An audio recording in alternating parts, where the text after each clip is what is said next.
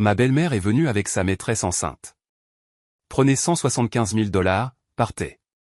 Nous n'avons pas besoin d'une femme stérile, a-t-elle dit. Mon mari est resté silencieux. J'ai déchiré le chèque et j'ai signé les papiers du divorce. Personne ne le savait, mais j'étais aussi enceinte. Je m'appelle Juliana Richardson. Quelques heures seulement avant que ma vie n'implose, je vivais dans une bulle de pur bonheur. Ce soir-là, j'avais préparé un festin. La maison sentait le poulet rôti au romarin et la vanille, ses parfums préférés. J'avais allumé des bougies parfumées dans chaque coin, projetant une lueur chaude et romantique sur le salon. Mon cœur débordait d'excitation. Je voulais annoncer la bonne nouvelle à mon mari, Daniel. Le test de grossesse de ce matin-là avait montré 2 lignes roses bien nettes. Les résultats de l'échographie du centre médical l'avaient confirmé. Après des années d'essais, des années de prières silencieuses et de tests négatifs, j'étais enfin enceinte. Je pensais honnêtement que ce bébé serait le fil d'amour qui pourrait réparer les petites fissures qui apparaissaient dans notre mariage. Je pensais que cet enfant ferait enfin taire pour de bon les commentaires venimeux de ma belle-mère. J'étais assez naïve pour croire en cet avenir d'image parfaite. Mais quand l'horloge de grand-père dans le hall a sonné exactement 7 heures, la porte d'entrée ne s'est pas seulement ouverte, elle s'est ouverte à la volée. Mon mari est entré, mais le salut chaleureux est mort dans ma gorge car il n'était pas seul. À côté de lui se tenait sa mère, Helena Parker, portant une mine renfrognée à faire tourner le lait. Et derrière suivait une belle jeune femme inconnue dans une robe de créateur coûteuse qui moulait ses courbes. La chose qui m'a frappé le plus durement que l'intrusion elle-même, était la façon dont elle tenait le bras de Daniel. Ce n'était pas amical. C'était familier. C'était possessif. Qui est-ce, ai-je balbutié, ma voix tremblante. Mon cœur avait l'impression d'être serré dans un étau. Daniel n'osait pas me regarder dans les yeux. Il s'est déplacé maladroitement, essayant de libérer son bras de l'emprise de la jeune femme, mais sa mère s'était déjà avancée, me bloquant la vue. Helena s'est positionnée devant son fils et m'a regardé avec un mépris triomphant, un regard qu'elle gardait depuis des années. « Laisse-moi te présenter quelqu'un » a-t-elle ricané, sa voix dégoulinant de venin. Voici Sophia Stewart. Elle est la fille de Robert Stewart, le président-directeur général de Northstar Pharmaceuticals. Tu sais, le plus grand partenaire de l'hôpital où Daniel travaille, et plus important encore, elle porte le sang de mon fils, le petit enfant et l'héritier que tu n'as jamais pu me donner. Chacun de ces mots m'a frappé comme un coup de masse en pleine poitrine. J'étais paralysé. Le sol semblait tourner sous mes pieds nus. Mon mari m'avait trompé. Il allait avoir un enfant avec une autre femme. Et pas n'importe quelle femme, mais la fille d'un puissant dirigeant d'entreprise. Soudain, toutes les pièces éparses se sont emboîtées dans mon esprit. Les fois où il rentrait tard en prétextant des réunions d'urgence du personnel. Le secret des appels téléphoniques qu'il prenait dans la salle de bain avec l'eau qui coulait. Même cette cravate en soie de créateur coûteuse qu'il prétendait être un cadeau d'un patient reconnaissant. Maintenant je comprenais. C'était la même marque de luxe que le sac à main que cette femme, Sophia, serrait contre sa hanche. « Pourquoi m'avez-vous appelé ici ?» ai-je demandé, essayant de ne pas laisser le tremblement paraître dans ma voix, bien que tout en moi se brisait en 1 million de morceaux déchiquetés. « Malin » a raillé Helena en croisant les bras. « Nous t'avons appelé ici pour te donner un choix. Un choix humain. » Elle a sorti une pile de papiers légaux et le chèque de son sac à main et les a jetés sur la table devant moi. Voici les papiers de divorce que Daniel a déjà signés. Elle a fait une pause pour un effet dramatique, laissant la réalité s'installer. Et voici le chèque de 175 000 $. Prends l'argent, signe les papiers et disparaît de cette maison immédiatement. Considérez ça comme une aumône de notre famille pour les 5 années de ta jeunesse gâchée. 175 000 $. Une aumône. Le mot flottait dans l'air, lourd et humiliant. J'ai regardé mon mari, désespérément, cherchant une explication, une protection, une lueur de l'homme que j'aimais. Mais il n'y avait rien. Il se tenait là silencieusement, la tête toujours baissée, les mains serrées en poing à ses côtés. Son silence était la réponse. Il était complice. Il avait accepté tout. Il avait choisi la gloire, l'argent et l'avancement de carrière plutôt que moi. 5 ans de notre relation, jetés comme le journal d'hier. Sophia s'est approchée, s'est assise sur le canapé et a croisé les jambes avec une grâce arrogante. Elle a passé une main manucurée sur son ventre et m'a regardé avec les yeux d'une gagnante contemplant son prix. Juliana, tu devrais être raisonnable, a-t-elle dit, sa voix douce et condescendante. Daniel m'aime. Je peux lui donner une carrière que tu ne pourrais jamais lui offrir de toute ta vie. Prends l'argent et pars. Ne complique pas les choses. Ne pas compliquer les choses. Quelle absurdité. C'était eux qui avaient causé cette tragédie, détruisant un foyer et un mariage. Pourtant, c'était à moi qu'on disait de bien me comporter. Ma main, posée sur ma cuisse, s'est involontairement serrée en un point. Puis, je l'ai lentement levée et l'ai délicatement posée sur mon ventre. Là aussi, une petite vie grandissait jour après jour. Mon enfant, son enfant. Mais je savais que je ne pouvais pas dire la vérité. Parler maintenant serait m'humilier. Utiliser le bébé comme un levier pour m'accrocher à un homme qui ne voulait plus de moi serait pathétique. Mon enfant ne méritait pas d'être une monnaie d'échange. Il méritait une vie meilleure aux côtés d'une mère forte, pas d'une mère qui mendie l'amour d'un traître. Une froideur terrible a soudainement enveloppé mon âme, gelant les larmes avant qu'elles ne puissent tomber. La douleur s'est métamorphosée en mépris, et ce mépris m'a donné une étrange force vibrante. Je me suis lentement levé. J'ai cessé de les voir comme une famille et j'ai commencé à les voir comme des ennemis. J'ai ramassé le chèque de 175 000 $ sur la table. Elena et Sophia me regardaient avec des sourires satisfaits, pensant qu'elles avaient gagné, pensant que chaque femme avait un prix. Mais alors, à leur grand étonnement, j'ai déchiré le chèque en deux par le milieu. Puis encore, et encore, je l'ai déchiré en minuscules morceaux sans valeur et les ai laissés voltiger sur la table basse comme des confettis. Votre argent ne me sert à rien, ai-je dit, ma voix ferme et froide comme l'acier. Mon amour n'est pas achetable avec cet argent sale. J'ai pris le stylo et j'ai signé les papiers de divorce avec panache. Je pars, mais pas parce que vous me mettez dehors. C'est parce que je trouve la vie sous le même toit avec des gens comme vous absolument répugnante. Sur ce, j'ai tourné les talons et je suis allé directement dans la chambre. Je n'ai pas regardé en arrière une seule fois, bien que j'ai entendu Elena crier derrière moi. Fille ingrate. Si tu ne prends pas cet argent, n'ose pas le regretter plus tard. Je ne regrette rien, me suis-je dit. Je regrettais seulement d'avoir gâché 5 ans de ma jeunesse pour un homme qui ne le méritait pas. Silencieusement, efficacement, j'ai emballé quelques vêtements et mes effets personnels dans une petite valise à main. En faisant rouler la valise vers la sortie, les roues vrombissant sur le parquet, je suis passé devant eux trois. Sans un seul mot d'adieu, sans un seul regard, j'ai quitté la maison et suis sorti dans la nuit froide et mordante. Ma main s'est instinctivement posée sur mon ventre. Ils ne savaient pas qu'ils avaient chassé non pas une mais deux personnes, et ils ne savaient pas non plus que l'agneau qu'ils venaient de piétiner reviendrait bientôt en loup pour tout reprendre. Alors que la portière du taxi se refermait, m'emportant, moi et mon petit secret, loin de l'endroit qui fut autrefois un foyer, un nid, je n'ai pas pleuré. Les larmes semblaient s'être taries après l'immense choc. Je suis juste resté assise là, regardant silencieusement les lampadaires s'estomper dans la nuit, observant la ville défiler. Mon âme se sentait vide, et vidée. 5 ans. Les 5 meilleures années de ma jeunesse, je les lui avais données. J'avais tout donné à un amour que je croyais être un conte de fées. Et maintenant, tout ce qui restait était un papier de divorce froid et la vérité amère que le conte de fées avait été un mensonge depuis le début. Les souvenirs des 5 dernières années ont inondé mon esprit, clair et douloureux comme un film au ralenti. J'avais rencontré Daniel un soir de fin d'automne il y a 5 ans. À l'époque, j'étais une jeune analyste financière, fraîchement sortie de l'université, travaillant dans une petite société de courtage.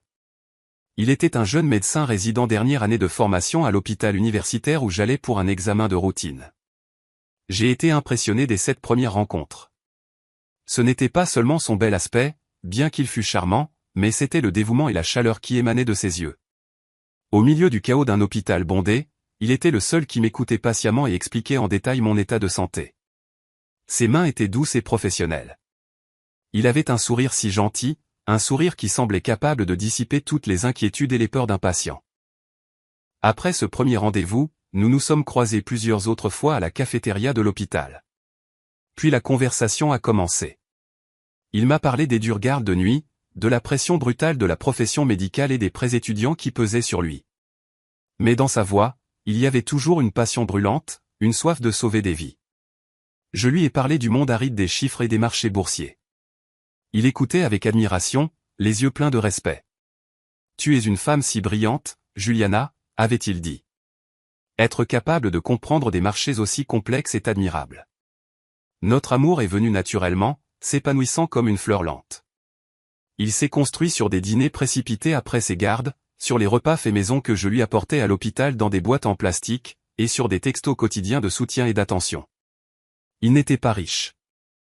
En tant que jeune résident, son salaire couvrait à peine le nécessaire, et il envoyait de l'argent à sa mère dans le Mississippi chaque mois. Mais il ne m'a jamais fait sentir privé. Il pouvait porter une vieille blouse délavée, mais il économisait tout son fonds discrétionnaire mensuel pour m'acheter une nouvelle robe pour mon anniversaire. Il pouvait manger des nouilles instantanées toute la semaine, mais le week-end, il m'emmenait certainement dans un bon restaurant, insistant pour payer l'addition.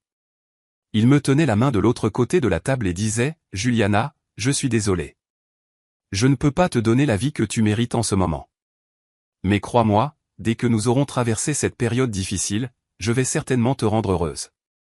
Je vais te donner le monde. » Je croyais ces mots. Je les buvais comme de l'eau. Je n'avais pas besoin de biens matériels. J'avais juste besoin de sa sincérité.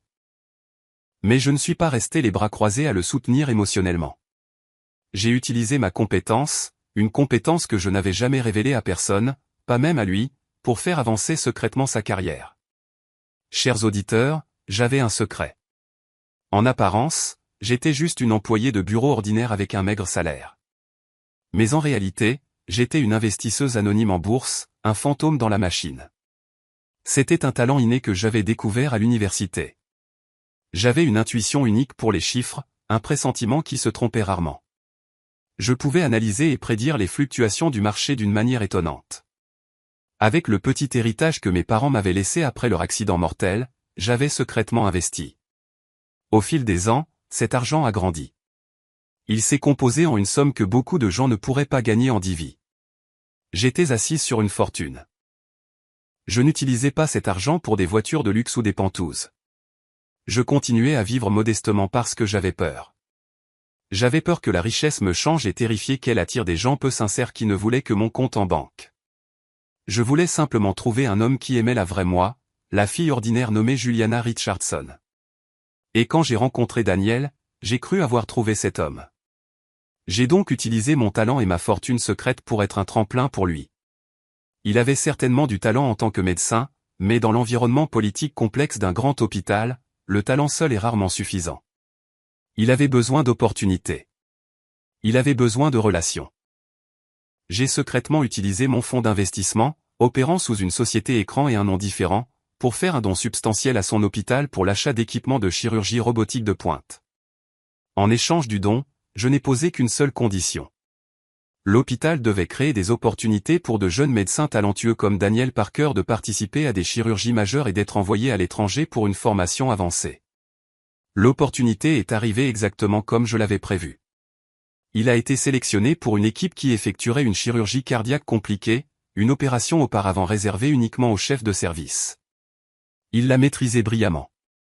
Son nom a commencé à être remarqué dans les revues médicales. Puis il a été envoyé pour un court séjour d'études à Boston pour apprendre des technologies médicales avancées. À son retour, il semblait avoir pris des ailes.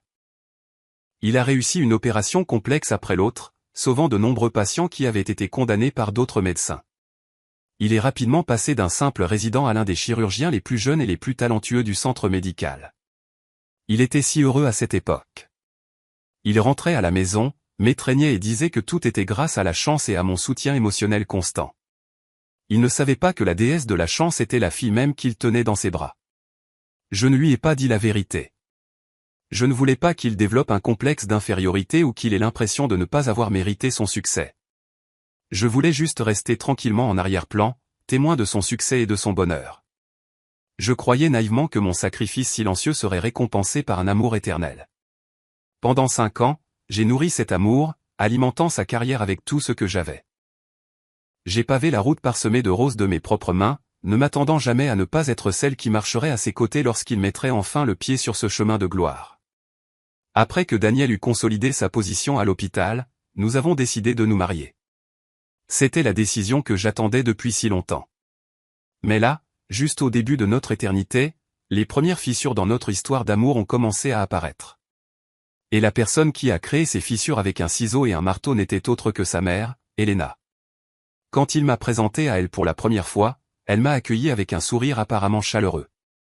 Mais derrière ce sourire, j'ai senti un regard scrutateur, froidement calculateur. Elle évaluait ma valeur comme du bétail. Elle ne m'a pas posé de questions sur mon travail, mes passions ou mon caractère. Elle n'a posé que des questions comme « Que font tes parents dans la vie ? Combien de frères et sœurs as-tu pour partager l'héritage ? Quel est ton salaire actuel ?»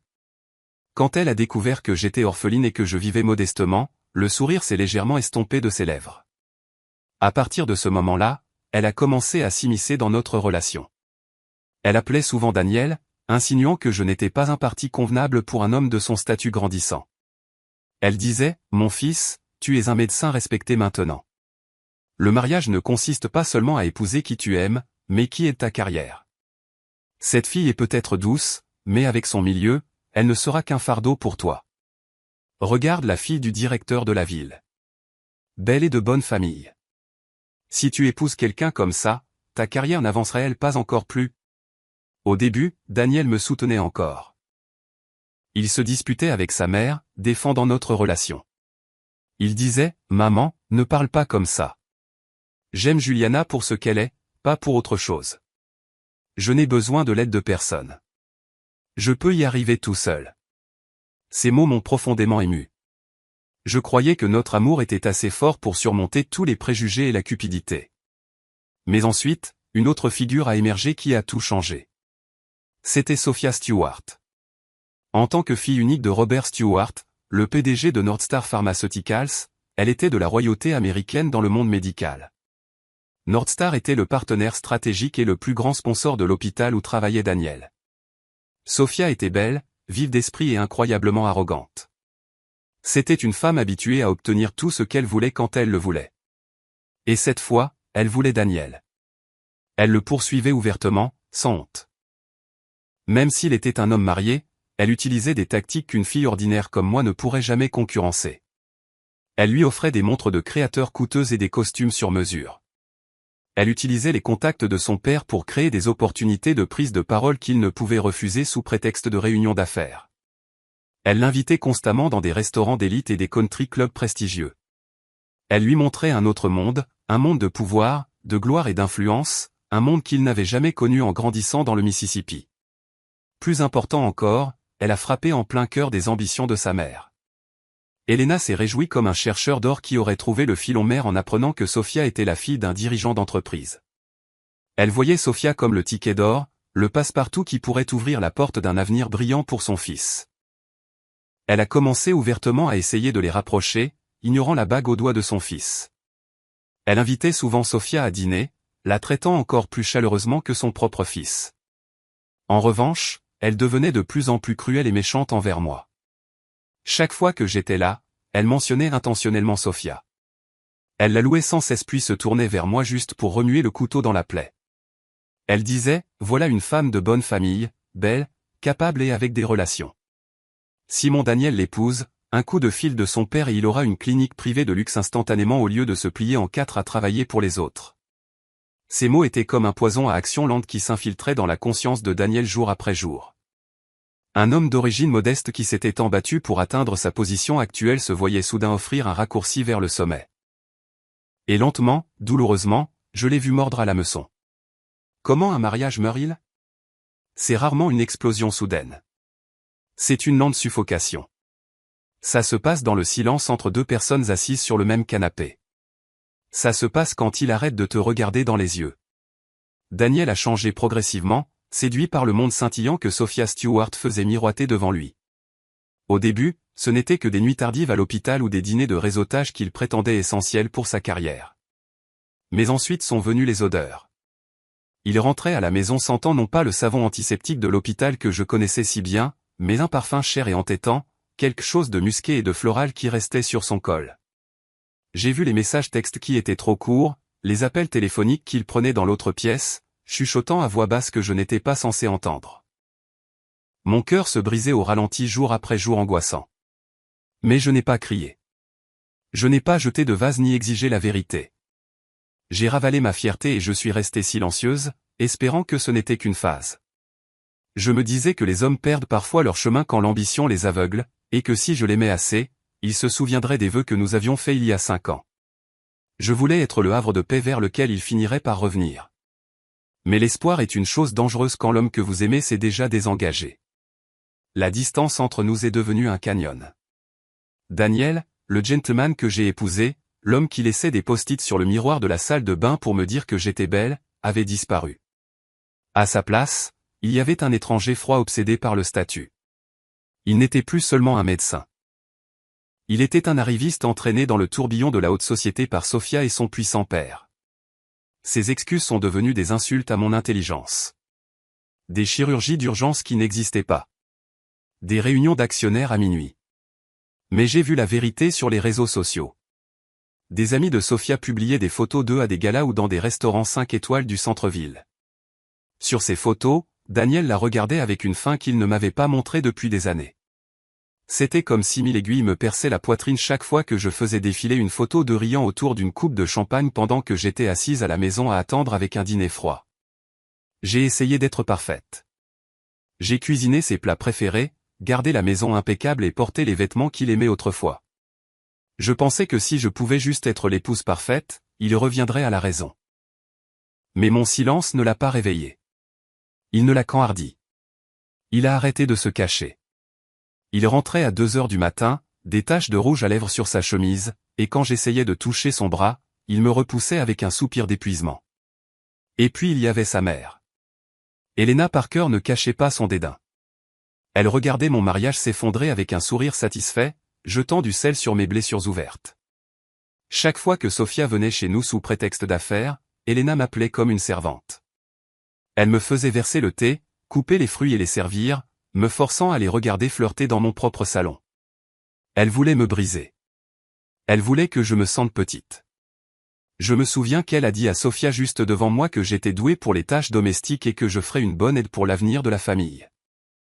Elle me traitait comme une remplaçante, une servante gardant le siège au chaud pour la femme qu'elle voulait vraiment comme belle-fille. Je vivais un enfer personnel. J'ai perdu 5 kilos. Mes yeux étaient en permanence gonflés à force de pleurer sous la douche pour que Daniel ne m'entende pas. Je pensais à partir chaque jour, mais 5 ans, c'est long à effacer. Et puis le miracle est arrivé. C'était le moment le plus déroutant, terrifiant et beau de ma vie. Je me sentais nauséeuse un matin et j'ai fait un test. 2 lignes roses. Je me suis assise sur le sol froid de la salle de bain, serrant ce bâton en plastique et j'ai pleuré. Mais pour la première fois depuis des mois, ce n'étaient pas des larmes de chagrin. C'étaient des larmes de joie pure et sans mélange. J'allais être mère. Ce bébé était la réponse. Dans mon cœur naïf, je croyais que cette vie innocente serait le pont qui nous ramènerait l'un à l'autre. Je pensais qu'une fois que Daniel saurait qu'il allait être père, l'ancien Daniel reviendrait. Il réaliserait ce qui comptait vraiment. J'ai décidé de le lui dire pour notre 5e anniversaire. Je voulais que ce soit parfait, un grand geste pour réinitialiser nos vies. J'ai pris un jour de congé et j'ai passé des heures à transformer la maison. J'ai acheté 3 douzaines de roses rouges et j'ai rempli le salon de l'odeur de fleurs fraîches et de bougies à la vanille. J'ai cuisiné un carré d'agneau en croûte d'herbe qu'il aimait, ouvert une bouteille du même vin millésimé que nous avions bu le soir de sa demande en mariage, et mis la table pour 2. Au centre, j'ai placé une petite boîte cadeau en velours. À l'intérieur, il n'y avait pas une montre ou des boutons de manchette, mais le test de grossesse positif et la première photo d'échographie. J'imaginais la scène si clairement dans mon esprit. Il rentrerait à la maison, verrait l'effort, et ses murs s'effondreraient. Il ouvrirait la boîte, verrait notre bébé, et tomberait à genoux, s'excusant, m'étreignant, promettant de ne plus jamais s'égarer. Je me suis accroché à ce fantasme comme à une bouée de sauvetage. J'étais vêtu de ma plus belle robe en soie, attendant à table à 7 heures. Mais 7 heures sont venues et passées, puis 8, puis 9. Les bougies se sont consumées jusqu'à n'être plus que des bouts, la cire coulant sur la nappe. L'agneau est devenu froid et figé. Mes appels tombaient directement sur la messagerie vocale. À 10 heures, le silence dans la maison était assourdissant. Je frissonnais, non pas de froid, mais d'une terreur grandissante. Finalement, juste avant 11 heures, des phares ont balayé la fenêtre de devant. J'ai entendu la portière de la voiture claquer. Mon cœur a bondi. J'ai couru vers la porte.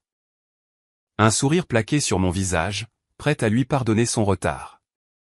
Mais quand la porte s'est ouverte, mon monde s'est brisé. Daniel n'est pas entré seul. Il est entré avec Elena, et derrière suivait Sofia, arborant un sourire suffisant et triomphant. Ils n'étaient pas venus pour célébrer notre anniversaire. Ils étaient venus pour en finir avec moi. Je suis resté là, entouré des bougies mourantes et du dîner froid, les regardant tous les trois comme s'ils étaient des bourreaux. L'atmosphère romantique que j'avais créée semblait maintenant pathétique, une blague cruelle. Elena a parlé la première, sa voix tranchant la pièce comme un couteau dentelé. Elle m'a dit d'arrêter de me ridiculiser. Elle m'a dit que Daniel avait fait son choix. Et puis elle a porté le coup de grâce. Elle a pointé Sofia du doigt et a annoncé qu'elle portait l'héritier de la famille Parker. Sofia a avancé son ventre, jubilant. Ce mot flottait dans l'air. Héritier. Pendant des années, Elena m'avait traité d'arbre stérile, et maintenant la maîtresse leur avait donné ce que je ne pouvais supposément pas donner. J'ai regardé Daniel, le suppliant des yeux de dire quelque chose, de me défendre, de montrer ne serait-ce qu'une once de regret. Mais il a juste regardé le sol. Il ne pouvait même pas croiser mon regard. À cet instant, en voyant sa posture lâche, j'ai réalisé que l'homme que j'aimais était mort. Il avait choisi le chemin facile, l'argent, l'influence. Il était prêt à me jeter comme les déchets d'hier. Vous connaissez le reste. Le chèque de 175 000 $ jeté à ma face. Les papiers de divorce. L'ordre de quitter ma propre maison. En restant là à écouter leurs insultes, quelque chose en moi a changé. La douleur s'est transformée en glace. J'ai posé ma main sur mon ventre plat. Ressentant une soudaine et féroce protection. J'ai murmuré une excuse silencieuse à mon bébé à naître pour avoir un tel père. Et puis j'ai fait une promesse. J'ai promis que je serais suffisante. J'ai promis que je donnerais le monde à cet enfant et que je le ferais seul. Je ne pouvais pas leur dire que j'étais enceinte. Si je le faisais, ils penseraient que j'utilisais le bébé comme un pion, ou pire, ils essaieraient de m'enlever mon enfant. Elena ne laisserait jamais un petit enfant Parker être élevé par quelqu'un qu'elle méprisait. Je devais protéger mon bébé de leur toxicité. Alors, j'ai déchiré le chèque. J'ai signé les papiers. Je suis passé devant eux sans verser une autre larme, ne prenant que mon sac à main. Je suis sorti dans la nuit froide de Chicago et j'ai senti le vent sur mon visage. C'était comme la liberté. J'ai hélé un taxi, mais je ne suis pas allé sur le canapé d'une amie. Je ne suis pas allé dans un motel bon marché pour pleurer dans un oreiller. J'ai donné au chauffeur une adresse qui aurait fait tomber la mâchoire de Daniel. Le Lakeshore Grand. C'est la tour résidentielle la plus exclusive de la ville, un endroit où vivent des athlètes professionnels et des PDG. Quand je suis entré dans le hall en marbre, le concierge a hoché la tête et a tenu l'ascenseur pour moi. J'ai appuyé sur le bouton de l'étage du Penthouse. J'ai passé ma carte clé noire et les portes se sont ouvertes directement dans mon sanctuaire, un duplex de 510 mètres carrés avec des murs de verre du sol au plafond donnant sur toute la ligne d'horizon scintillante de la ville. C'était mon appartement. Je l'avais acheté des années auparavant avec mon propre argent, mais je n'y avais jamais vécu. Je l'avais gardé vide parce que je voulais construire une vie avec Daniel à partir de zéro. Je voulais que notre succès soit quelque chose que nous gagnions ensemble. Vous voyez, j'ai un secret que même Daniel ne connaissait pas. Je n'étais pas seulement une modeste analyste financière avec un salaire modeste. C'était une couverture, un costume que je portais pour me sentir normal.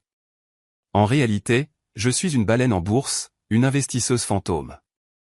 Depuis l'université, j'ai un talent inné pour lire les marchés, prédire les tendances et transformer des milliers en millions. Ma valeur nette est probablement le double de ce que vaut la société pharmaceutique du père de Sofia un bon jour. Je l'ai caché parce que j'étais terrifié que les hommes ne veuillent de moi que pour mon argent.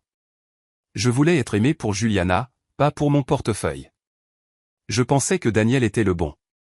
J'ai joué le rôle de l'épouse solidaire et en difficulté parce que je pensais que nous construisions une fondation d'amour. J'avais tort. J'étais Cendrillon qui balayait volontairement les sols, cachant sa couronne dans le placard. Mais ce soir, debout au milieu de mon Penthouse sombre et luxueux, regardant les lumières de la ville, la servante était partie. Je ne pleurais plus. Cendrillon était retournée à son palais. Et cette fois, elle en avait fini d'être naïve. J'étais prête à être la reine, et la première chose que la reine devait faire était simple. J'ai pris mon téléphone. Il était temps de se mettre au travail. J'ai pris ma ligne sécurisée et composé le numéro d'Anthony Morris, mon associé le plus fiable et l'homme qui gérait mon portefeuille depuis des années. Quand il a répondu, sa voix était professionnelle et vive. « Bonjour, Anthony », ai-je dit, et ma voix sonnait plus froide que je ne l'avais jamais entendue auparavant, ferme et déterminée. Il est temps d'activer le plan B. Je veux que chaque investissement et chaque flux de soutien financier indirect que nous avons fourni à l'hôpital universitaire au cours des 3 dernières années soit retiré. Spécifiquement, tout ce qui est attaché au Dr Daniel Parker doit être rompu immédiatement et complètement. Je n'ai pas attendu de confirmation car je savais qu'Anthony exécuterait l'ordre dans l'heure. Ensuite, j'ai appelé un service de conciergerie d'élite de la ville. Je leur ai dit que j'avais besoin d'une équipe de soutien complète assemblée dans les 48 heures. J'avais besoin du meilleur obstétricien de l'État, d'un nutritionniste personnel spécialisé en santé prénatale, d'un professeur de yoga privé et d'une femme de ménage discrète. J'ai clairement indiqué que l'argent n'avait pas d'importance. Je ne voulais que le meilleur du meilleur parce que je construisais une forteresse autour de moi. Finalement, je me suis tenu devant le miroir du sol au plafond de ma chambre principale et j'ai regardé la femme qui me fixait. La fille naïve et simple qui avait mendié l'amour de son mari avait disparu. Juliana Richardson était de retour. J'ai posé une main doucement sur mon ventre où mon secret grandissait. « Petit », ai-je murmuré au reflet. À partir de maintenant, c'est juste toi et moi. Nous commençons une nouvelle vie ici. Maman va te donner le monde. À partir de ce jour, une nouvelle Juliana est née. J'ai refusé de me morfondre dans la dépression ou de laisser le chagrin me consumer. Au lieu de cela, je me suis lancé dans le programme de soins de grossesse le plus rigoureux scientifiquement que l'argent puisse acheter. J'ai lu des livres sur le développement de l'enfant, écouté des symphonies classiques et transformé mon Penthouse en un sanctuaire de paix. J'ai coupé tous les liens avec ma vie passée. J'ai changé mon numéro de téléphone, supprimé mes réseaux sociaux et ignoré les amis communs qui étaient restés là à regarder Daniel m'humilier. Pour eux, Juliana avait simplement disparu dans les airs. Je pensais que je vivrais ma vie en paix et élèverais mon enfant seul. Mais le destin semblait avoir un scénario différent écrit pour moi. Il organisait une réunion que personne d'entre nous n'aurait pu prédire, une rencontre où les rôles seraient complètement inversés. Le phénix était ressuscité de ses cendres et elle était prête à brûler. Pendant que je commençais ma nouvelle vie de solitude et de prospérité, complètement cachée à leur vue, les personnes qui m'avaient chassé célébraient ce qu'elles pensaient être leur, ils vécurent heureux pour toujours. À peine un mois après avoir signé les papiers de divorce, la ville était en effervescence avec la nouvelle du mariage le plus extravagant de la décennie. Le marié n'était autre que Daniel Parker, mon ex-mari, et la mariée était naturellement Sophia Stewart, la fille en or, portant le prétendu héritier de l'Empire Stewart. Leur mariage était un spectacle rapporté par tous les tabloïds et blogs de société de New York à Los Angeles. J'ai vu les photos en ligne depuis la sécurité de mon salon. Les gens s'émerveillaient de la cérémonie de plusieurs millions de dollars, de la robe de créateur sur mesure et du convoi de voitures de luxe qui s'étendait sur des kilomètres le long du boulevard. Les médias ont peint un conte de fées moderne, vantant la romance fatidique entre un jeune médecin talentueux et une héritière de la haute société. Il n'y avait pas de place dans ce récit pour une ex-femme rejetée comme moi. J'ai regardé le sourire radieux de Daniel et le visage suffisant et triomphant de Sophia. J'ai vu mon ancienne belle-mère, Elena, se pavaner devant les caméras. Étonnamment, mon cœur n'a pas souffert. Je n'ai ressenti aucune jalousie, seulement un profond sentiment de ridicule. Je me demandais comment ils pouvaient croire que le bonheur construit sur des mensonges et la trahison pourrait un jour survivre. Comme je l'avais prédit, la vie de Daniel après le mariage n'était pas le paradis qu'il avait imaginé. Sur le papier, il avait tout ce qu'il voulait. Son puissant beau-père, Robert Stewart, a tenu sa promesse. Il a investi une somme massive pour ouvrir la clinique privée Parker, un établissement de pointe situé dans le quartier médical le plus prestigieux de la ville. Elle était équipée des dernières technologies et promue agressivement sur toutes les plateformes médiatiques. Daniel est passé du statut de médecin salarié à celui de directeur de clinique et d'entrepreneur à succès du jour au lendemain. Il était monté au ciel, ou du moins c'est ce qu'il semblait. Sa mère, Elena, vivait son rêve. Elle a emménagé dans l'aile des invités du manoir que Robert avait offert au couple. Elle avait des domestiques pour la servir, un chauffeur pour la conduire et un budget illimité pour le shopping. Elle passait ses journées à se vanter auprès de ses amis du country club de son fils talentueux et de sa riche belle-fille. Elle avait atteint le sommet de son arrogance. Cependant, derrière les photos glacées et les communiqués de presse, la vérité était laide. Bien que Daniel détint le titre de directeur, il n'était rien de plus qu'une marionnette. Aux yeux de la famille Stewart, il était un opportuniste, un homme d'origine modeste qui s'était marié au-dessus de sa condition. Robert Stewart était un patriarche autoritaire qui contrôlait chaque aspect de son empire d'une main de fer. Il méprisait ouvertement Daniel. Chaque décision à la clinique, de l'embauche du personnel de nettoyage à la gestion des finances, devait être approuvée par le bureau de Robert. Daniel était directeur de non seulement, un manager glorifié travaillant sous le joug de son beau-père. Lors de leur dîner de famille étouffant, Daniel était constamment sermonné et réprimandé par Robert et les frères de Sophia. Il lui rappelait souvent qu'il devait connaître sa place, et que sans le nom Stewart, il ne serait qu'un autre médecin pathétique dans un costume bon marché. Ces mots étaient comme des épines piquant l'ego surdimensionné de Daniel, mais il ne pouvait rien dire. Sa vie de famille n'offrait aucun sanctuaire non plus. Sophia, ayant obtenu la bague, a rapidement abandonné son rôle de petite amie douce et attentionnée. Elle a révélé sa vraie nature d'héritière capricieuse et gâtée. Elle n'avait aucun intérêt pour le travail de Daniel ou la gestion d'un foyer. Elle passait ses journées à faire du shopping avec des amis et à se plaindre. Elle utilisait sa grossesse comme une arme pour le tourmenter, le forçant à être à ses petits soins pour satisfaire ses caprices bizarres. S'il hésitait, elle fondait en larmes et menaçait d'appeler son père. Chaque fois, Daniel devait baisser la tête et s'excuser. Il vivait dans un étau, perdant sa voix et sa liberté petit à petit.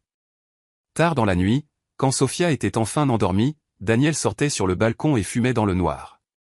Dans le silence froid, il se souvenait des premiers jours avec moi. Nous étions pauvres alors, mais nous étions incroyablement heureux.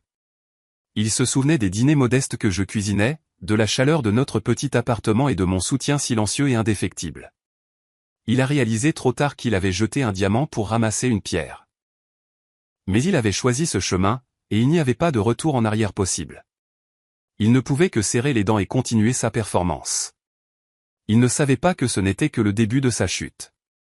Une tempête cachée de vengeance intelligente et cruelle se préparait juste hors de son champ de vision. Pendant que leur famille se vautrait dans leur fausse victoire, j'étais assise dans mon pentouse au Lakeshore grand, commençant tranquillement mon propre jeu. Je ne croyais pas à la vengeance par les scandales ou les disputes hurlantes. Ces méthodes étaient primitives et indignes de moi. J'ai choisi de détruire leur empire avec les armes mêmes qu'ils avaient utilisées pour séduire mon mari, l'argent et le pouvoir. En tant qu'investisseuse fantôme, un requin dans les eaux financières, j'avais les moyens de les démanteler morceau par morceau. Mon plan a été développé avec une précision chirurgicale par Anthony Morris et mon équipe financière. Ma cible n'était pas seulement la petite clinique de Daniel, mais la source de leur pouvoir, l'empire pharmaceutique de Robert Stewart, Northstar Pharmaceuticals. Je savais que si je coupais la tête, le corps mourrait. Ma première frappe fut invisible. J'ai ordonné une analyse complète de la chaîne d'approvisionnement de Northstar Pharmaceuticals et de la clinique privée Parker.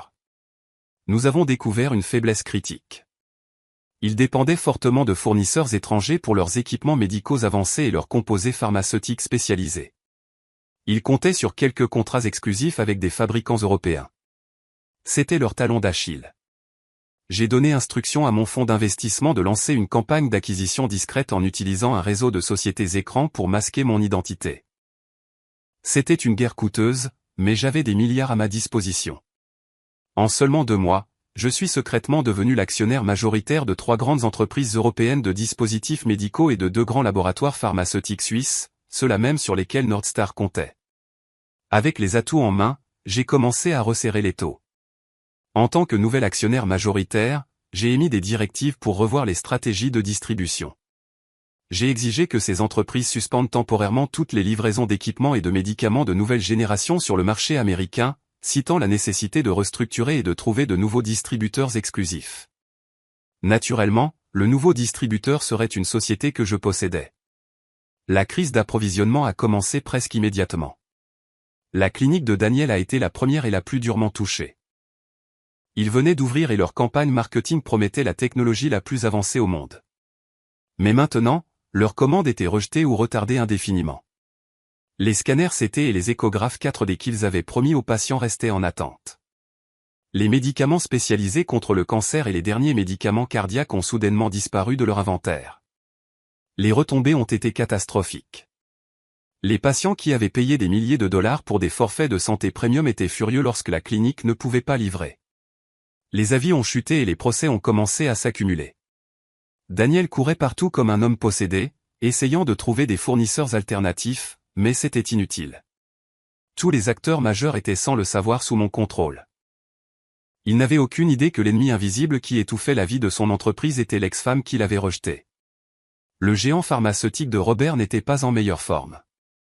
Ils ont perdu des contrats de distribution lucratifs et le cours de leurs actions a chuté. Robert, l'homme qui s'était toujours enorgueilli de son pouvoir intouchable, paniquait maintenant. Il a déversé sa frustration sur Daniel, criant que son gendre était une malédiction qui avait porté malheur à la famille. La vie de Daniel est devenue un enfer. Il souffrait d'insomnie et a perdu du poids, son visage décharné et hanté. Il payait le prix de sa trahison, mais il ne savait pas que la tempête ne faisait que commencer. Pendant que je démantelais leur monde depuis l'ombre, mon propre monde était rempli de paix et de lumière. J'ai confié l'exécution de ma vengeance à mon équipe afin de pouvoir consacrer mon cœur à une mission plus sacrée, la maternité. Les 9 mois de grossesse sont souvent décrits comme difficiles, mais pour moi, ce fut un cadeau. Ce fut un voyage d'amour de soi que je n'avais jamais connu auparavant. Je n'étais plus la fille qui vivait pour servir les autres. J'ai appris à ralentir, à écouter mon corps et à chérir la vie qui grandissait en moi. Je me réveillais au son de Mozart et de Bach, préparant des petits déjeuners nutritifs dans ma cuisine ensoleillée. Je lisais de la littérature classique à voix haute, espérant que mon enfant entendrait le rythme des beaux mots, même dans l'utérus. La chambre de mon bébé était un chef-d'œuvre conçu de ma propre main. J'ai choisi des couleurs douces et apaisantes et j'ai rempli la pièce des meubles les plus sûrs et les plus exquis que l'argent puisse acheter. J'ai engagé un professeur particulier de yoga prénatal et elle venait aux pentouses chaque matin pour m'aider à garder mon corps fort et souple. J'ai suivi des cours de préparation à l'accouchement privé et j'ai appris les soins aux nourrissons, non pas avec anxiété mais avec joie. Je ne me sentais pas seul. Le bébé était mon compagnon constant. Chaque fois que je sentais un frémissement ou un coup de pied, mon cœur se gonflait d'un amour si féroce qu'il m'en faisait monter les larmes aux yeux. Je parlais constamment à mon bébé, lui promettant que peu importe à quel point le monde extérieur était cruel, il serait toujours en sécurité dans mes bras. Bien sûr, il y avait des moments dans le calme de la nuit où les fantômes du passé tentaient de refaire surface. Je voyais un couple se promener dans le parc, se tenant la main, l'homme touchant doucement le ventre de la femme, et mon cœur se serrait. Je me demandais pourquoi mon enfant ne pouvait pas avoir cette image complète. Mais j'ai rapidement banni ces pensées. Je me suis dit qu'un père toxique, un homme qui abandonne sa famille, est pire qu'aucun père du tout. Mon enfant n'avait pas besoin de Daniel. Nous étions suffisants. Sa trahison ne m'avait pas brisé. Elle m'avait forgé en acier. Finalement, le jour que j'attendais est arrivé. J'ai soigneusement choisi le lieu de la naissance. J'ai choisi le Providence Medical Center, l'un des hôpitaux les plus exclusifs et les plus chers du pays, connu pour sa confidentialité et son luxe. J'ai réservé la suite d'accouchement VIP, un appartement de plusieurs pièces au sein de l'hôpital avec une équipe médicale privée et un concierge 24h24. Je n'ai épargné aucune dépense car je voulais que le moment de l'arrivée de mon enfant soit parfait. Mais je n'aurais jamais pu savoir que ce choix, cette décision apparemment parfaite, serait le coup du sort qui ferait s'entrechoquer mes deux mondes. Pendant que je m'enregistrais dans ma suite, préparé pour le plus beau jour de ma vie, la tempête que j'avais semée atteignait son apogée de l'autre côté de la ville. La clinique privée Parker s'effondrait.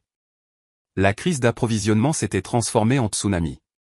Daniel s'était envolé pour l'Europe dans une tentative désespérée de négocier avec les fournisseurs, pour ne rencontrer que des rejets froids et des portes fermées. Il n'avait aucune idée que la personne qui signait les lettres de rejet était assise dans une chambre d'hôpital dans sa propre ville. Il est rentré aux États-Unis vaincu et humilié. Sa clinique, autrefois le joyau de son ambition, n'était plus qu'une étagère vide remplie de machines inutilisées et de patients en colère. Robert Stewart menaçait de le renvoyer, et Sophia menaçait de le quitter. Il se noyait, et il n'avait plus nulle part où aller. L'effondrement du monde de Daniel n'a pas été un glissement de terrain. C'était une avalanche, et j'ai observé chaque moment depuis la sécurité de l'ombre. Les patients qui avaient déboursé des milliers de dollars pour des services médicaux internationaux premium ont commencé à réaliser qu'ils payaient pour une coquille vide. Ils se sentaient trompés. Et en Amérique, quand les gens qui ont de l'argent se sentent trompés, ils ne se contentent pas de se plaindre, ils intentent un procès. Le hall de la clinique, qui était autrefois un sanctuaire de tons feutrés et de sol en marbre, s'est transformé en une scène chaotique rappelant le parquet de la bourse un jour de krach. Des patients en colère agitaient des factures exigeant des remboursements, criant à la fraude et menaçant d'aller voir la presse. Des bannières ont été installées à l'extérieur et les camionnettes des nouvelles locales ont commencé à tourner comme des requins sentant le sang dans l'eau. La réputation de la clinique, soigneusement cultivée au fil des ans, a coulé plus vite qu'une pierre dans l'océan.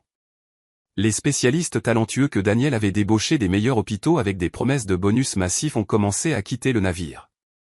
Ils ont vu l'écriture sur le mur et ont remis leur démission un par un, refusant de laisser leur licence médicale être ternie par l'entreprise en faillite de Daniel. Daniel courait dans cette clinique comme un homme essayant d'éteindre un feu de forêt avec un tuyau d'arrosage.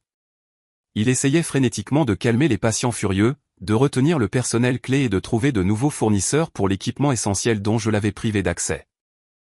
Mais chaque porte à laquelle il frappait était fermement verrouillée. Ma portée était longue et mon emprise étouffante. Son échec professionnel a rapidement contaminé son enfer personnel. Robert Stewart, son puissant beau-père, qui avait investi une fortune dans la clinique pour acheter le bonheur de sa fille, regardait maintenant son investissement s'évaporer. Le vieil homme ne s'est pas seulement mis en colère, il est devenu vicieux.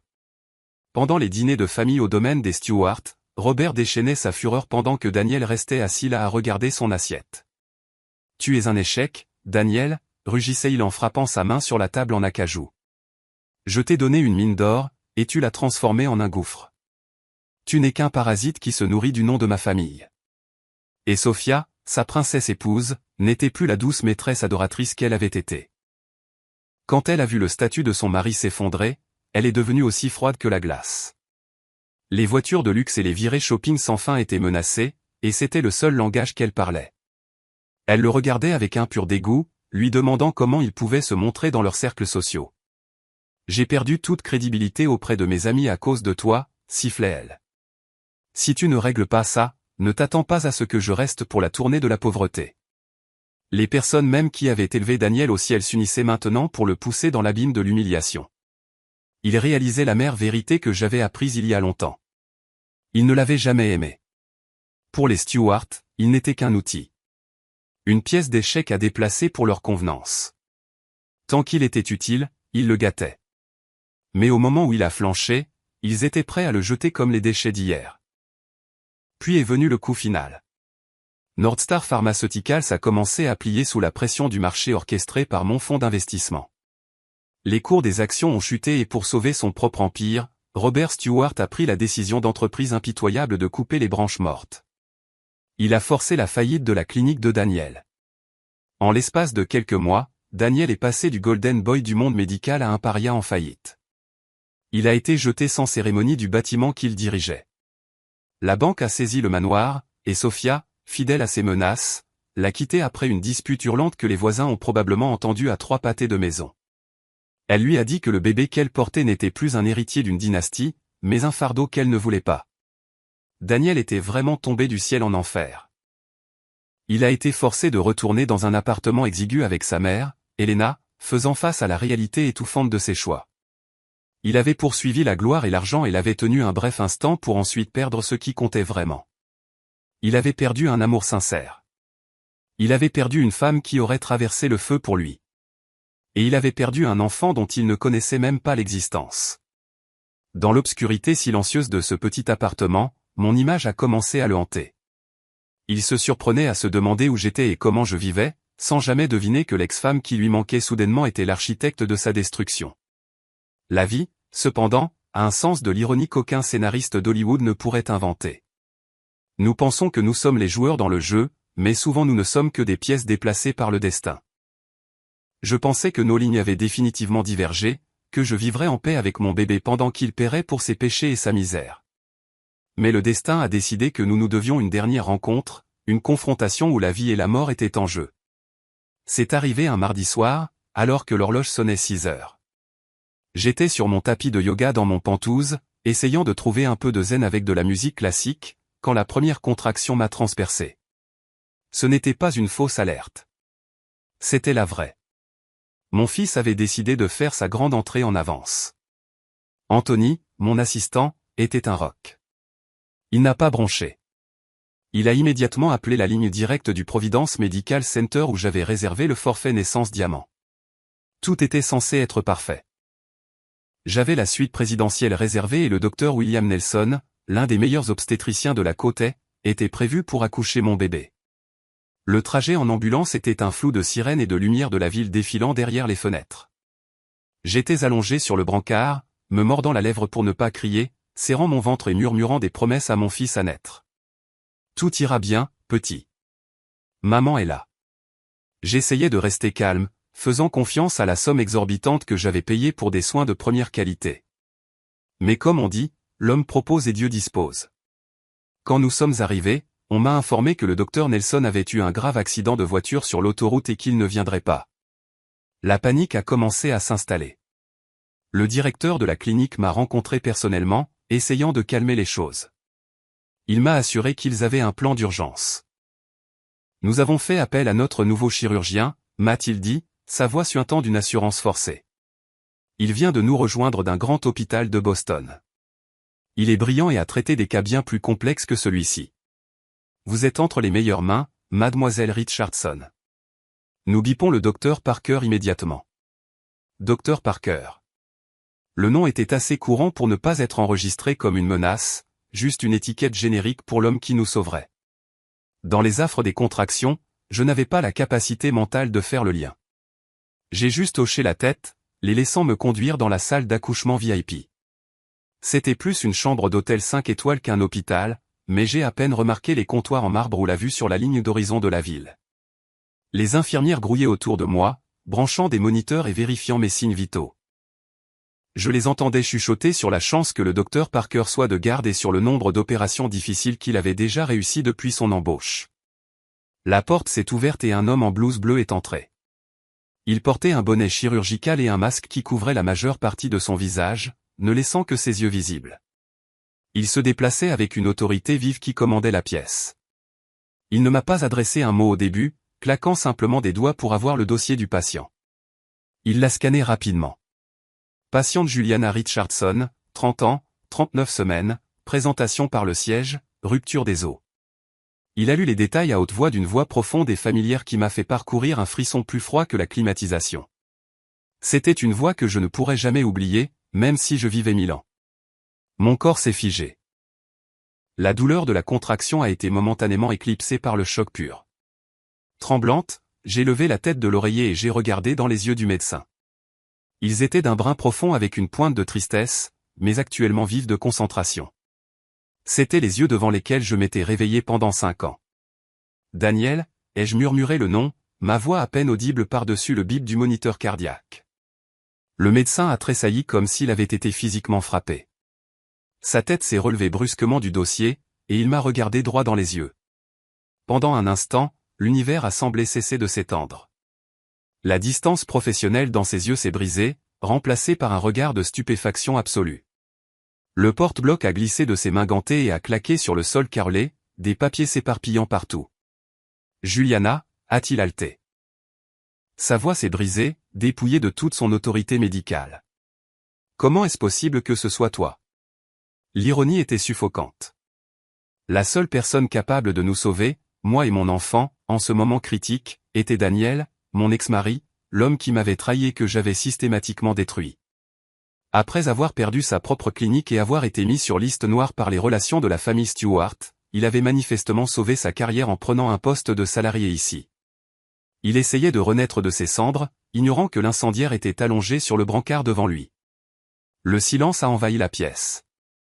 Les infirmières allaient et venaient du regard entre nous, confuses par cette soudaine rupture de protocole. Daniel se tenait là, paralysé, fixant mon ventre gonflé. Son masque cachait sa bouche, mais ses yeux criaient 1000 questions. Enceinte, a-t-il balbutié, pointant un doigt tremblant vers moi. Tu es enceinte. Depuis combien de temps? De qui est cet enfant? T'es-tu remarié? Je pouvais voir les rouages tourner dans sa tête. Il supposait que j'avais tourné la page, trouvé un homme meilleur, créé une nouvelle vie. J'ai vu la jalousie fulgurer dans ses yeux, mêlée à un profond sentiment de perte. Il m'avait rejeté, mais me voir porter l'enfant d'un autre homme, comme il le supposait, le brisait. Une violente contraction m'a saisi, et j'ai poussé un cri guttural qui l'a ramené au présent. Mes mains griffaient les draps du lit. Docteur, s'il vous plaît, ai-je haleté, des larmes coulant sur mon visage. Sauvez mon fils. L'appel flottait dans l'air, chargé de notre histoire compliquée. Mon cri a agi comme un seau d'eau glacée. Daniel l'homme a disparu et le docteur Parker est revenu. Sa formation a pris le dessus, surpassant son effondrement émotionnel. Il a enfilé une nouvelle paire de gants et a aboyé des ordres au personnel. Sa voix ferme et autoritaire. Mettez-vous en position, tout le monde. Le rythme cardiaque fœtal chute. La pression maternelle augmente. C'est un accouchement à haut risque. Préparez les instruments maintenant. Il s'est penché sur moi, baissant son masque une seconde pour révéler un visage plus hagard et ridé que dans mon souvenir. Juliana, écoute-moi, a-t-il dit, sa voix sévère mais rassurante. Tu dois te concentrer. Oublie qui je suis. Oublie tout le reste. Pense au bébé. Je vais le sortir en toute sécurité. Me fais-tu confiance? J'ai regardé dans ses yeux et j'ai vu la détermination d'un homme cherchant la rédemption. J'ai hoché la tête. Je n'avais pas le choix. Le travail a été brutal. À cause de la présentation par le siège et du stress, chaque minute semblait durer 1 heure. Il y a eu des moments où la douleur était si aveuglante que j'ai cru que j'allais m'évanouir. Mais la voix de Daniel me ramenait sans cesse. Reste avec moi, Juliana, insistait-il. Encore une poussée. Fais-le pour lui. Il me coachait pour la naissance d'un enfant qu'il pensait appartenir à un autre homme, mettant chaque once de sa compétence à nous sauver.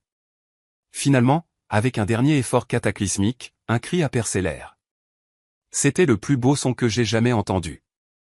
Un petit garçon en bonne santé pesant 3,2 kilos, a annoncé l'infirmière, sonnant la fin de mon ancienne vie et la naissance de ma nouvelle. Félicitations, a-t-elle applaudi.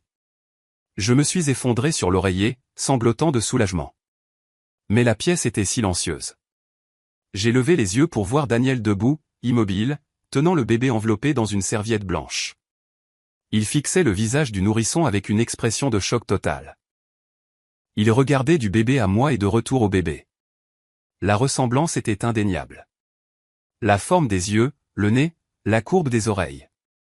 C'était comme regarder une version miniature de Daniel. Aucun test ADN n'était nécessaire.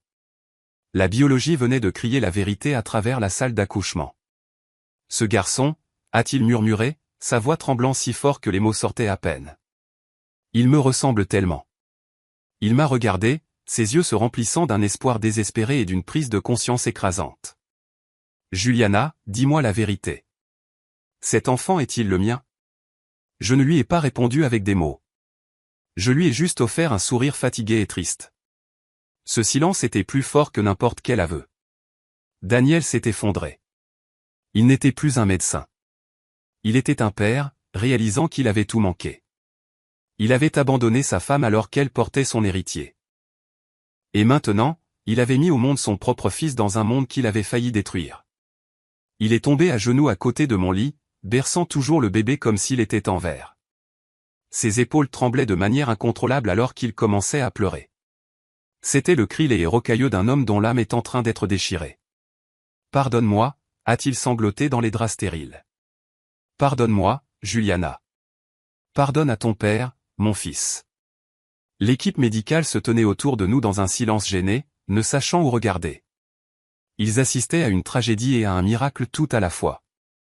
Mais alors que Daniel pleurait sur le fils qu'il avait involontairement abandonné, il n'avait aucune idée qu'à l'extérieur des murs de l'hôpital, une autre tempête se préparait. Une tempête de jalousie et de vengeance se rassemblait, prête à s'abattre sur ce moment fragile. J'ai été transféré dans la suite de convalescence VIP, un espace qui ressemblait plus à un pantouse qu'à une chambre d'hôpital.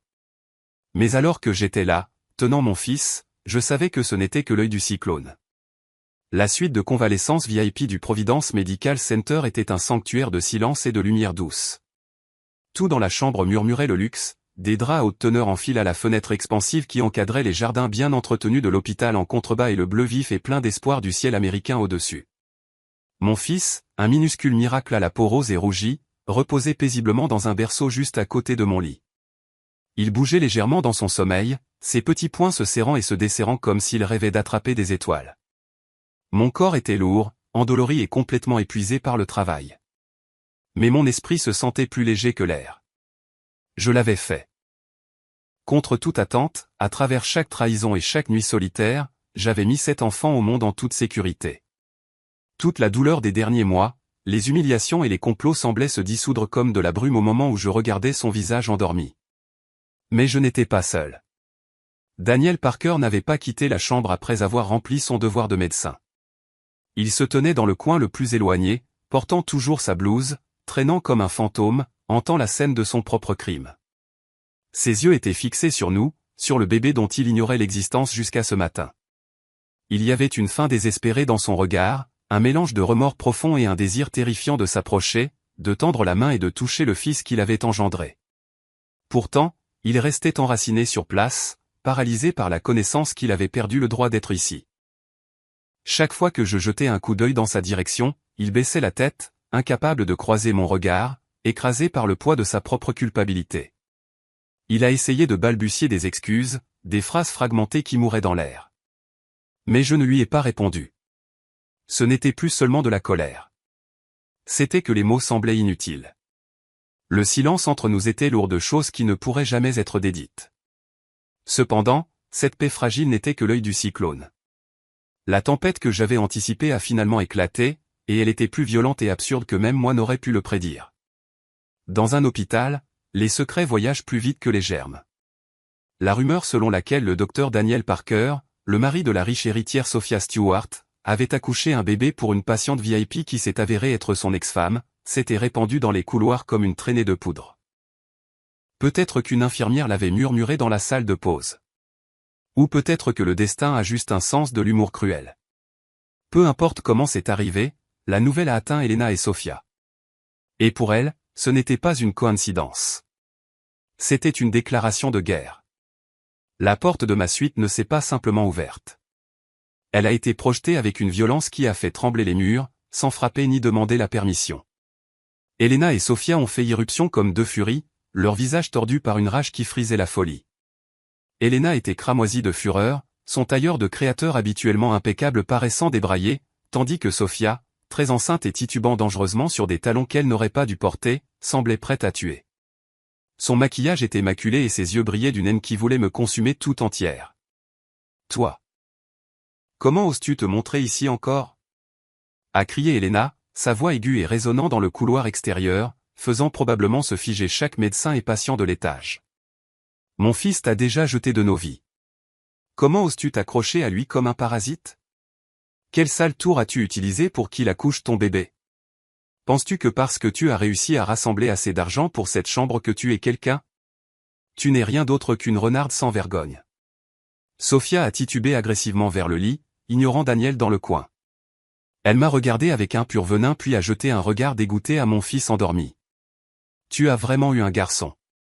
Félicitations, a-t-elle craché les mots comme du poison. Je me demande de qui est réellement ce bâtard. Tu te fais virer de notre maison et tu réussis à pondre un gosse d'un autre homme en un temps record.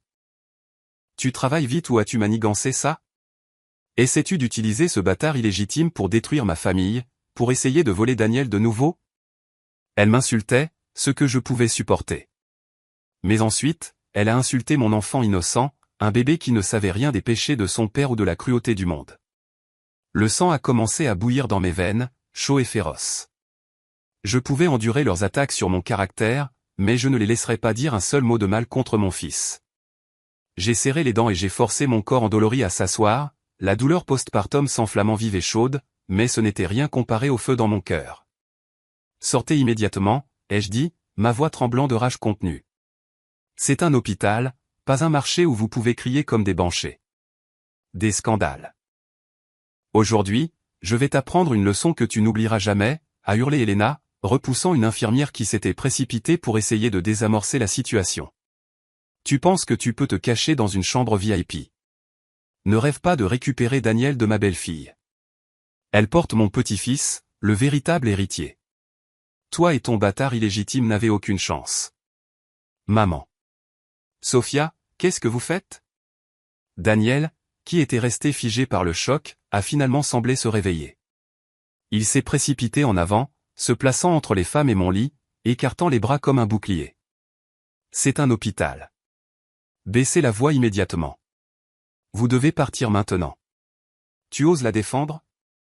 Elena s'est retournée sur ses talons, agrippant le devant de la blouse de Daniel, ses ongles manucurés et pointus s'enfonçant dans sa poitrine.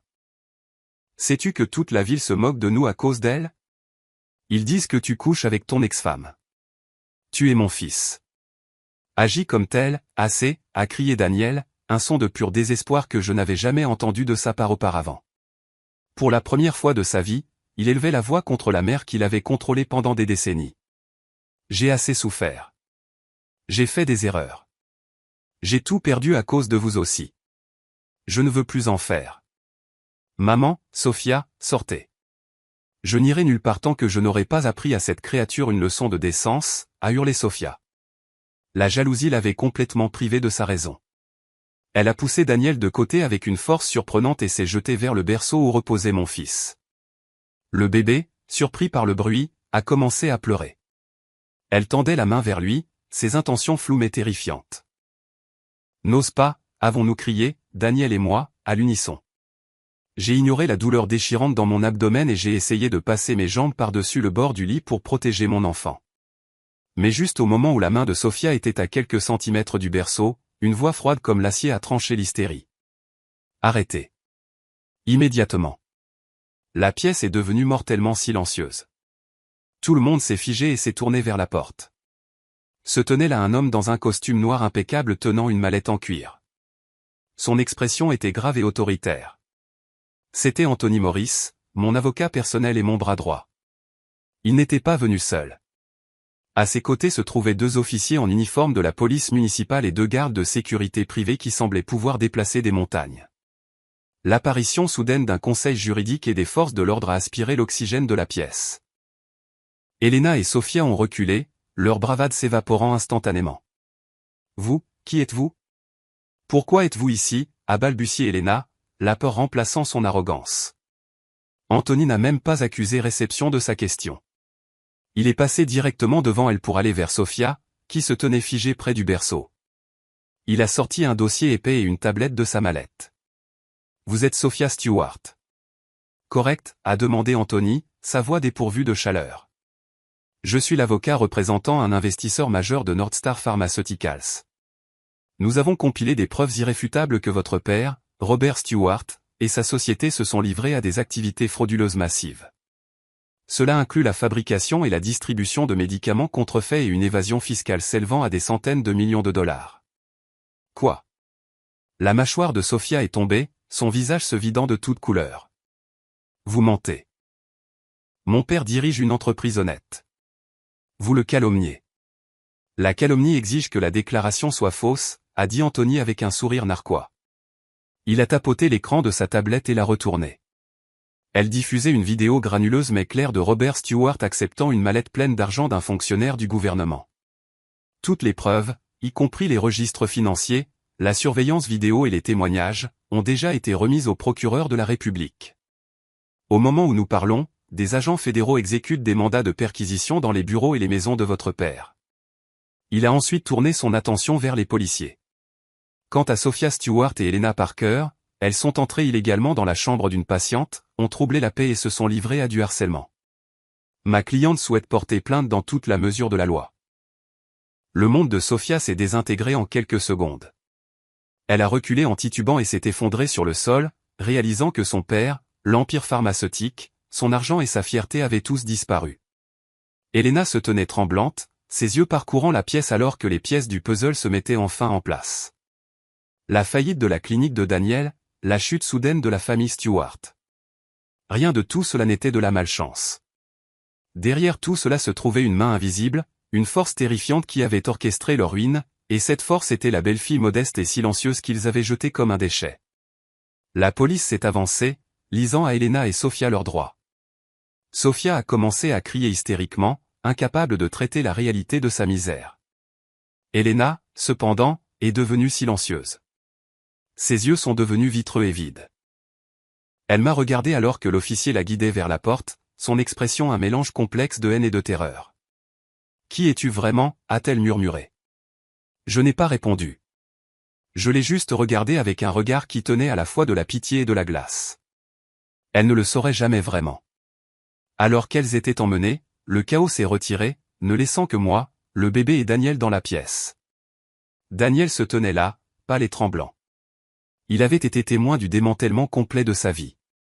Il a finalement compris l'ampleur de ce que j'avais fait et le pouvoir que je détenais. Il n'avait pas seulement perdu une femme. Il avait perdu un avenir qu'il ne pourrait jamais retrouver. Il s'est approché lentement du lit et est tombé à genoux. C'était un geste familier, un geste qu'il avait fait auparavant en me demandant de l'épouser. Mais maintenant, le contexte était tragique.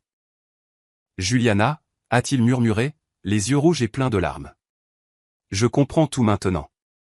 Je ne suis pas digne de ton pardon. Je n'ose pas te demander de revenir vers moi car je sais que j'ai perdu ce droit il y a longtemps. Je ne demande qu'une chose. » Il a regardé le bébé, le fils qu'il n'avait rencontré que quelques heures auparavant. « Laisse-moi être le père de ce garçon. Donne-moi une chance de réparer mes erreurs à travers lui. Je ne demanderai rien d'autre. Je travaillerai comme un chien pour vous deux. Je veux juste le voir grandir. Je veux être autorisé à l'appeler mon fils. S'il te plaît, je t'en supplie. » Il a incliné sa tête jusqu'au sol, sanglotant avec le cri brut ailé d'un homme qui n'a plus rien à perdre. J'ai baissé les yeux sur lui, mon cœur un enchevêtrement d'émotions contradictoires. Mon enfant avait besoin d'un père. Mais cet homme qui nous avait si cruellement abandonnés était-il digne de ce titre? J'ai regardé mon fils endormi, puis de nouveau l'homme brisé à mes pieds. « Lève-toi, Daniel » ai-je dit, ma voix calme, dépouillée de ressentiment. « Tu n'as pas à travailler comme un esclave. Tu es le père de cet enfant. C'est un fait biologique qui ne peut être changé. Le sang dans ses veines est le tien, et je ne peux pas t'enlever ce droit. Je ne veux pas que mon fils grandisse en se demandant qui était son père. » Une lueur d'espoir a brillé dans les yeux de Daniel. « Est-ce que ça veut dire que je peux lui rendre visite? M'occuper de lui, être un père? » « Attends » ai-je interrompu en levant la main. Ma voix s'est durcie comme de l'acier. « Seulement dans ton rôle de père. Quant à nous deux, Daniel, tout est vraiment fini. Ça s'est terminé le jour où tu es resté silencieux pendant que ta mère et ta maîtresse m'humiliaient. L'amour sans protection est comme une maison sans toit. Il ne peut abriter personne de la tempête. » Il s'est figé. L'espoir dans ses yeux s'est estompé en résignation. Il a compris. Je pouvais pardonner pour le bien de notre fils, mais je n'oublierai jamais. Les blessures que lui et sa famille avaient infligées étaient trop profondes pour jamais guérir complètement. Il m'avait perdu pour toujours. Il devrait se tenir à distance, observant notre bonheur, vivant le reste de sa vie dans l'ombre de son regret. C'était peut-être la plus grande punition de toutes. Mon histoire, à bien des égards, se termine ici. Dans les semaines qui ont suivi, la famille Stewart a officiellement déposé le bilan. Le père de Sophia a reçu une lourde peine de prison pour ses crimes. Sophia et Elena ont fait face à leur propre jugement légal. Daniel a perdu son prestige, l'élan de sa carrière et sa famille. Il a payé un prix terrible pour son ambition et sa faiblesse. Quant à moi, je ne suis jamais retourné avec lui. J'ai choisi la vie de mère célibataire. J'avais de l'argent, j'avais un statut, et j'avais ma victoire. Mais j'ai réalisé que la chose la plus précieuse n'était pas la vengeance ou la richesse. C'était la petite vie dans mes bras. C'était la liberté de mon âme de laisser aller le passé douloureux et d'avancer. Je n'avais pas besoin de chercher une vengeance cruelle et continue car ma paix intérieure et mon bonheur avec mon enfant servaient de la plus douce et amère des représailles contre ceux qui m'avaient trahi. En repensant à ce voyage, sur le chemin du sommet du bonheur fragile, à travers l'abîme de la trahison et dans le feu de la renaissance, je sais qu'il laisse de nombreuses émotions contradictoires. Vous pourriez ressentir de l'indignation face à la cruauté des gens, de la satisfaction face au triomphe de la justice, ou de la tristesse pour un amour qui a été gaspillé. Mais sous le drame, il y a une leçon. Quand Daniel s'est trouvé à la croisée des chemins, choisissant entre 5 ans de notre amour ou la gloire et la carrière que Sophia offrait, il a choisi le raccourci. Il pensait avoir besoin d'une femme qui était une décoration brillante pour l'élever. Il avait tort. Un vrai partenaire n'est pas un trophée à exhiber. Un partenaire est le sol solide sous vos pieds. La personne qui peut traverser la tempête avec vous.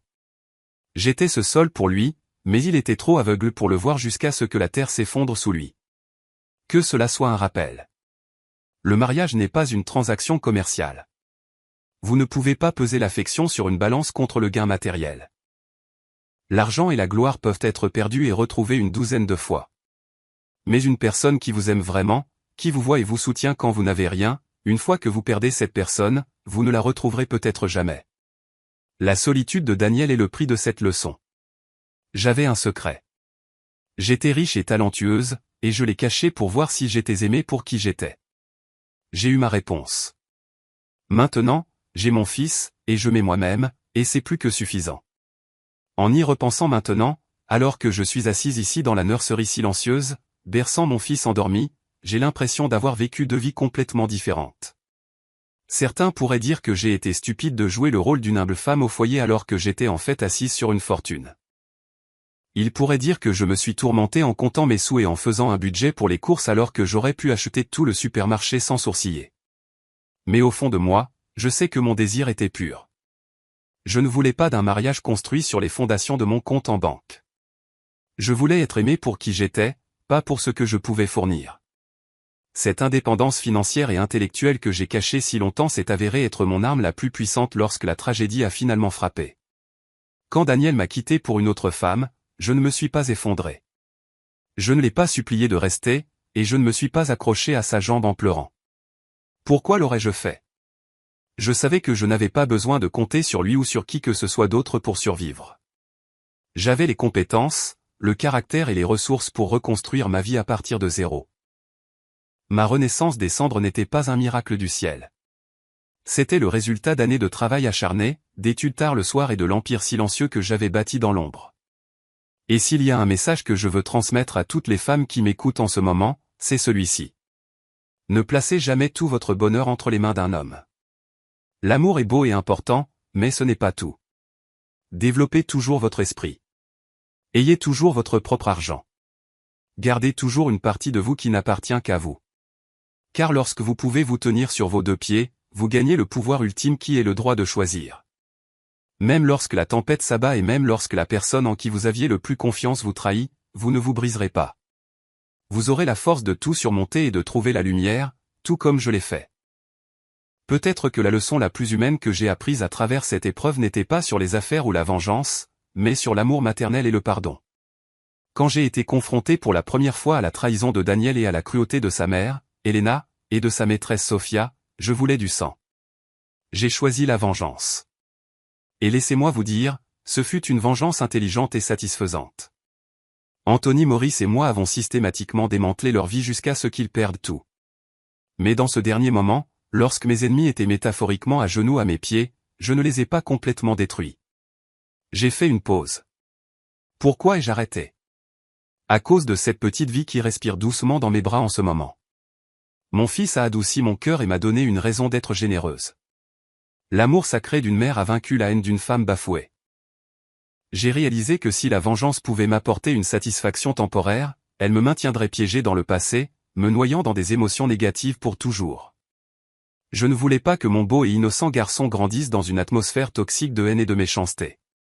Mon pardon envers Daniel n'était pas un accord pour nous remettre ensemble. Absolument pas. C'était un pardon au plus haut niveau. Je lui ai pardonné non pas pour son bien, mais pour libérer ma propre âme. Je lui ai permis de rendre visite et de remplir ses devoirs de père, non pas parce que je l'aimais encore comme un mari, mais parce que j'aimais assez mon fils pour lui donner un père. C'était un choix de force, pas de faiblesse. Cela nous apprend que garder rancune est épuisant. Ça vous use. Parfois, lâcher prise est la chose la plus forte que vous puissiez faire. Pardonner ne signifie pas oublier ce qui s'est passé, mais cela permet au passé de reposer afin que nous puissions regarder vers un avenir meilleur avec sérénité. Mon plus grand bonheur à la fin de cette longue route sinueuse n'est pas la vengeance réussie ou la richesse que j'ai récupérée. C'est la paix intérieure que je ressens en ce moment en tenant mon enfant et en sachant que notre avenir est brillant et sûr. Mon histoire est peut-être terminée pour l'instant, mais j'espère que le message résonnera en vous pour toujours. Il s'agit de sobriété et d'amour, de la valeur de l'indépendance, du pouvoir de la générosité et du caractère d'une femme moderne. J'espère que cela vous donnera la conviction que peu importe à quel point la vie vous pousse dans des circonstances difficiles, tant que vous ne perdez pas l'espoir, la dignité et le respect de vous-même, vous trouverez finalement le vrai bonheur. Un bonheur créé de vos propres mains.